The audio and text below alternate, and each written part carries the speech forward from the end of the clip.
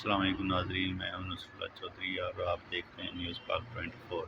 तो ये इस टाइम हम डी चौक में मौजूद हैं। ये डी चौक का टॉप शॉट है। आज देखें माशाल्लाह खूबसूरत बादल और कितना खूबसूरत व्यू है।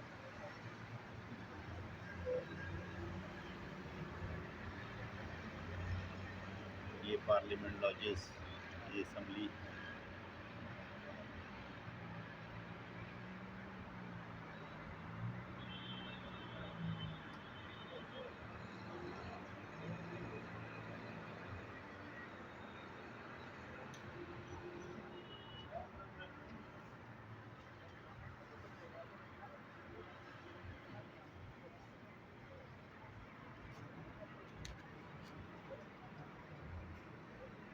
माशाल्लाह कितना खूबसूरत है पाकिस्तान इस्लामाबाद।